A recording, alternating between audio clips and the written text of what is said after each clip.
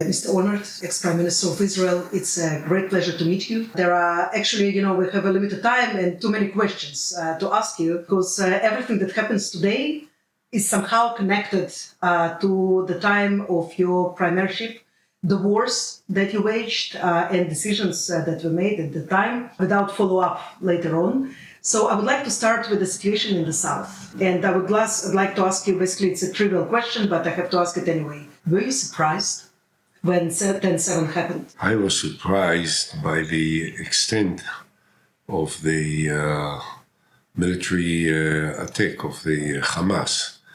I was not prepared to the scope of this operation. But there was no reason that I shouldn't be surprised because I was fed, like all the Israelis, by the information. I'm not privy to the day-to-day intelligence that I used to have when I was in the office. So, I was surprised. Although I never trusted the Hamas, I never wanted to deal with them. I always preferred to deal with the Palestinian Authority. And I always suspected that the Hamas is there for war, is there for fighting. I never trusted them. I knew that they will never abide by any commitment that they made. They are not supposed to.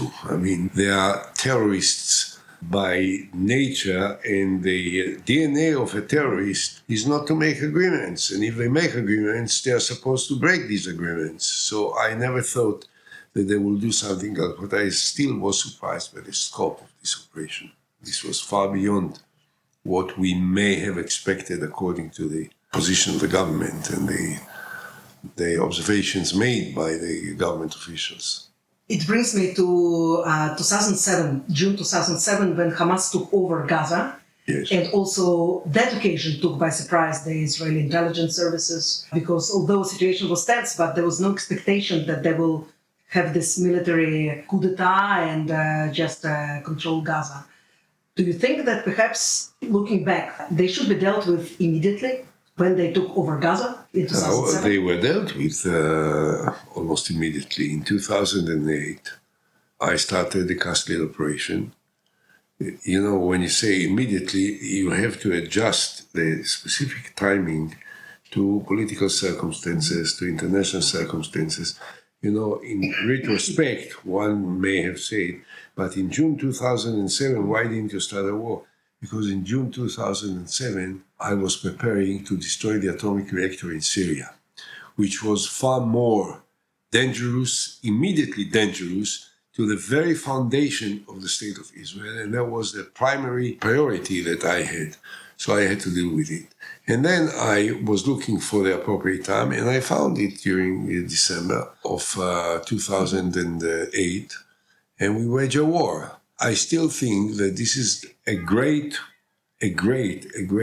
miss of an opportunity, because the political circumstances were very difficult, very complex. I already retired. Elections were set for the 10th of February 2009. We were coming close to the end of 2008. And I knew that before I leave office, I have to deal with Hamas. And we have prepared a 3 phases operation. Phase number 1, phase number 2, phase number 3. And after the first phase was about to be concluded, I realized that Hamas was very weak and that they were not really fighting in the manner in which we may have expected them. And we killed many of them, close to 1,000 on the first few days. I then decided that we have to continue to phase 2, which was to take over the Philadelphia line. Now it becomes very, very dominant in the public discussion, and Rafah. And we had a plan that was already trained and exercised before, and we knew precisely what we need to do. However, and until then, we had altogether 10 casualties after more than a week of fighting. And of the 10 casualties, 8 were killed by our own people. So we really had two soldiers that were killed by Palestinians after more than a week of fighting, which was only an evidence of the weakness of Hamas at that time. And then I decided to take over the Philadelphia line in Rafah. But the then defense leadership was completely against it. And also a couple of senior ministers. And they were starting to spread all kind of stupid accusations that I want to extend the war in order to postpone the elections and to carry on as prime minister and so on and so forth after I had announced my retirement. So one thing is to take a decision, even if everyone is against you, when you are completely in control. At the end of the term, after you retired, 3 weeks before the election date, to continue the fighting against the position of all of the political and defense leadership was something that couldn't have been done. And I think that we missed an opportunity, the last opportunity we had to then destroy completely Hamas and carry on and kick them out completely and bring in an international force and then bring in the Palestinian Authority to take over and to be done with. We made a mistake. But then, of course, we had 13 years of Benjamin Netanyahu's rule when he had opportunities. I mean, but Netanyahu didn't really want to destroy Hamas. One must understand. From day one, they understood, according to their point of view, according to their attitude, that the Palestinian Authority is the real enemy. And why? Because there is no way that you can deal with the Palestinian Authority without some compromises. You can argue about the extent of this compromise and so on and so forth, but there must be a compromise. And at that time already, Netanyahu's political thinking and his fundamental attitude was that he can rely only on the extreme right wing. In 2009, you said that it was possible to get rid of Hamas altogether. And today, Hamas, of course, after the war, it's weakened, but still it's ingrained in the soil of Gaza, while the Palestinian autonomy is at its weakest point, perhaps ever, since 1993. Is it too late? Is it too late for us as Israelis to solve the Palestinian issue? Are we done here? The idea that was spelled out by Netanyahu and Gallant at the beginning of the military operation and the ground maneuvering of the army 2-3 weeks after the 7th of October, it didn't start immediately, was that we will wipe them out, we will dismantle them, and we will leave Gaza in rubbles, that Gaza will be destroyed completely. Well, Gaza is destroyed to a large extent, but from the beginning, this expectation was unrealistic and I think dangerous because it created inflated expectations that could not be accomplished. And we come very close to the point where continuing the military operation will add very little to the realization of this dream of annihilating Hamas, but it will cost us in terms of the human lives of soldiers and also the human lives of the hostages. So this is the time where we have to take a very crucial decision, and it requires a leader who is in 180 degrees opposite of Netanyahu. It requires a leader with strength, with determination, with broad mind, and with an ability to do the opposite of what appears to be popular at a particular minute. This is everything the opposite of Netanyahu.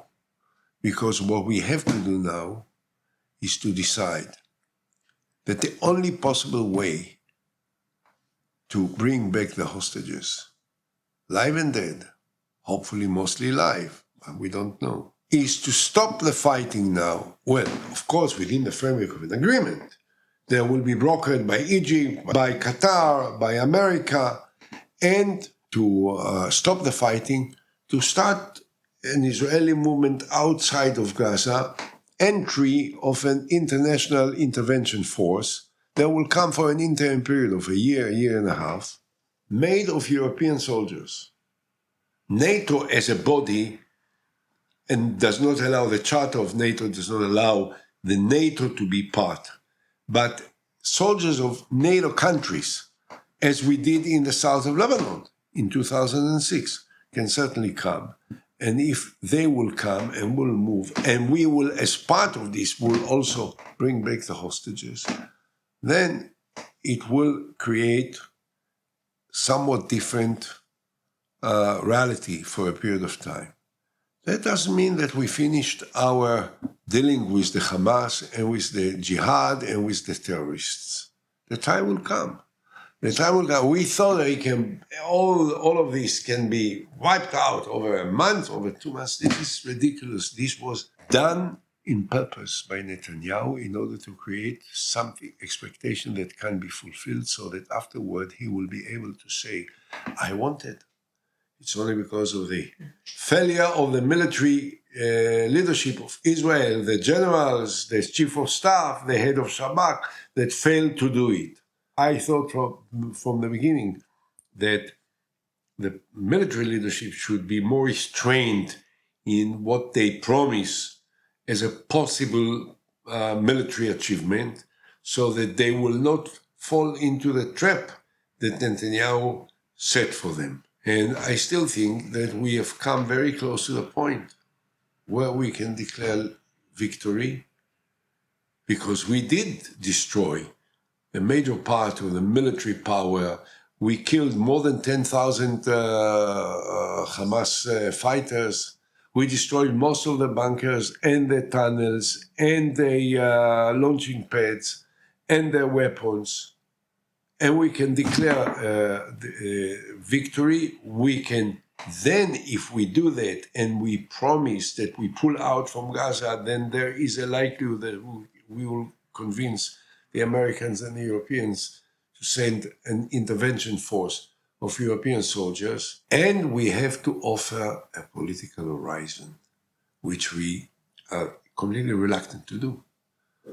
And the only political horizon there is negotiations with the Palestinians.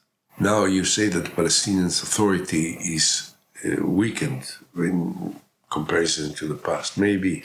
Which is not a coincidence, of course. But, it was a deliberate tactic. Yeah, but one must answer one question. Okay, let's assume that we have destroyed the Hamas almost completely, that the military capacity is reduced dramatically, and that they can't threaten Israel as they have manifested in the past that they can do. So then what? Are we going to continue to control 5 million Palestinians in Gaza and in the West Bank for how long? Forever? Don't we understand that every day that passes with Israel as an occupant is a day that destroys the moral foundations of the state of Israel, the perception of Israel as a democratic and enlightened country, the attitude to Israel by the large part of the international community that says, okay, the Palestinians are terrible, but you are mass murderers. Not because we are, but because this is the perception that we create, broadly speaking. This is not something that can go on. So we have to offer a political horizon. If we will not offer a political horizon, we are going to lose big time. The Palestinians, because I still want to discuss with you the situation in the north and also the internal Israeli politics. But first, on the question of the political horizon, you really tried. Your government really tried to go this way, to give this opportunity to separate in a peaceful way. And it didn't work out.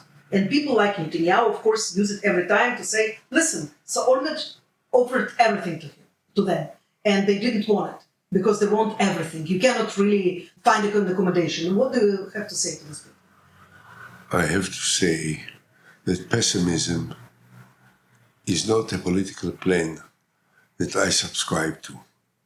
It's true that At the time that I proposed Abu Mazen, he was not yet ready to sign, although he never said no. He missed an opportunity, the greatest opportunity that the Palestinians had since time immemorial. But still, I can tell you because I'm still in contact with Abu Mazen and his people. And what was completely not possible 15 years ago may become possible now. And we need to put on the table, I can tell you that they are acquainted with all the different aspects of the political plan, which I think can be implemented. I discussed this in great details, with representatives of the Palestinian Authority of Abu Mazen. And we can, if we will have the courage, if we will have the leadership, if we will have the vision, then we can create a momentum where the Americans, the Europeans, and the moderate Arab countries will all join forces together to force both us and the Palestinians to agree to a two-state solution. It may be late, but it's not impossible. And sometimes, even when you do things late, it's better than not doing them altogether. And that's what I think we should do now. So for the meanwhile, the moderate Arab countries, France, United States, are working very hard to prevent another war in Lebanon, and perhaps the first war in the north that we were discussing for years now. Yes, that is about to come. Did we lose our deterrence that was acquired after the war of 2006? 2006 created a deterrence that never existed before, and it lasted for 17 years. This is the longest period ever after a military operation of Israel in any, place, north, south, east, that lasted for so long without one bullet. And I think that to this day, Nasrallah is still very much deterred and is scared that there will be an all-out war. So he's careful. He is not friendly. He hates the gods of Israel. He would love to destroy Israel. But he understands that this is not possible. How can we do it now? There is one issue. I don't want to go into the details, but I can tell you there is a road for a political bargaining here. And the political bargaining is the fate of the Sheba farms. Who will be in control of the Sheba farms? If this will be negotiated and a proper UN resolution will be taken, then it can be a good reason for the Hezbollah to pull out to across the Litani River, and for Israel to refrain from another military engagement, which is not going to be of any great benefit to the state of Israel. The question about the north is also, whether Israel is not entertaining itself with an idea that it can find some kind of accommodation with Hezbollah, which is basically its a mortal enemy of Israel. And it also, just like Hamas, has an end goal to wipe Israel out. I didn't say that we will become friends with Hezbollah. Hezbollah is an enemy. But if Hezbollah will not pull out back to the Litani River, then the Israelis that live in the north will not return to their homes. If they will return back to across the Litani River, and this will be part of a unanimous resolution of the United Nations Security Council, then it can create better circumstances for us to return the residents of the north back to their homes.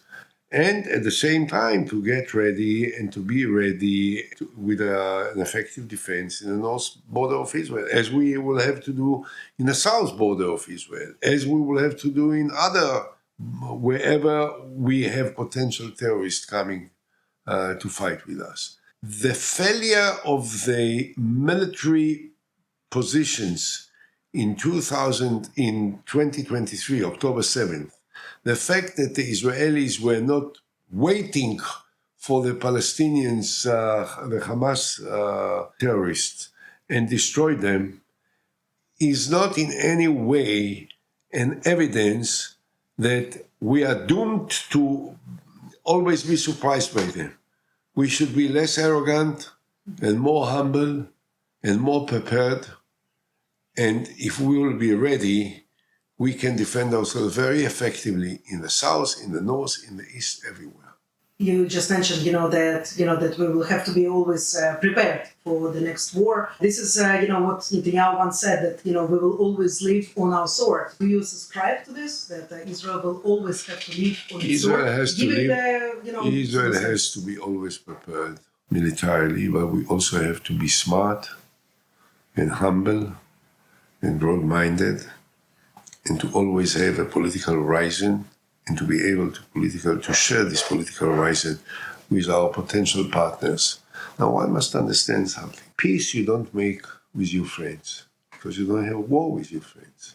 Peace you only make with your enemies.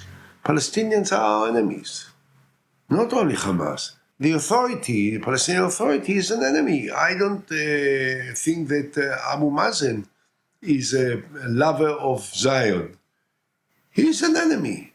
But he is the best enemy to make peace with, because we will not find any better.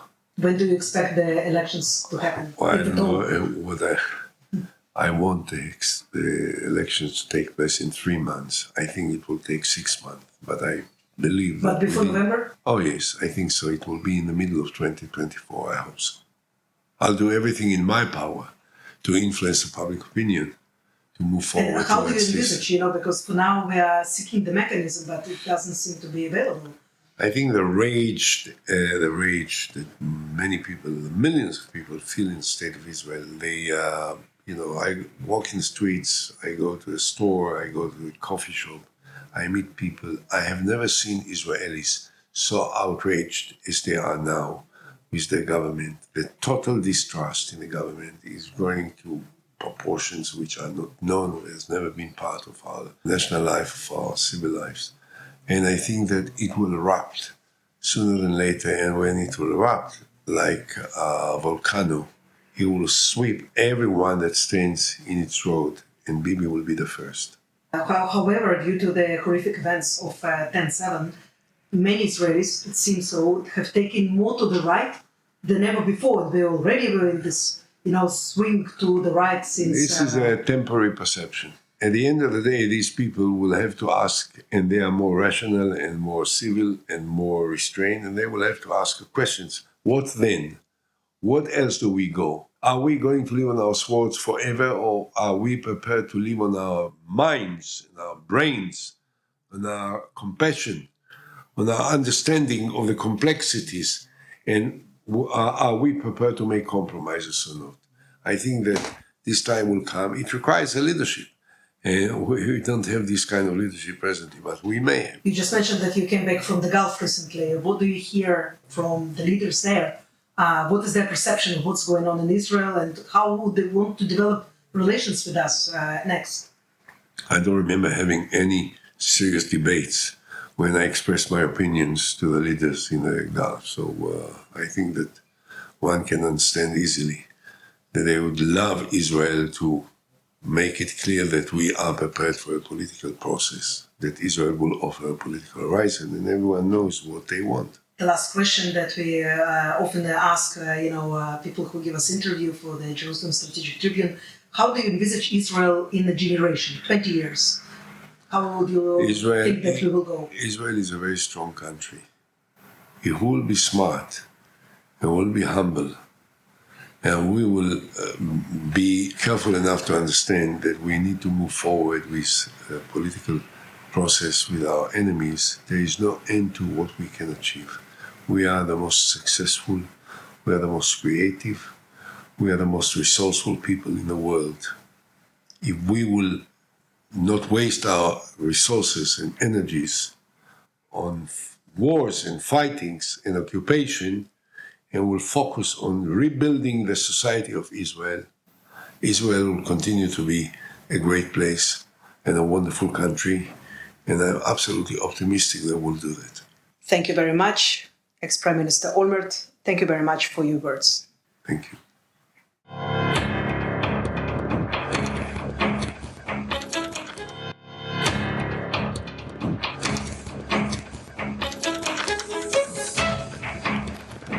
you.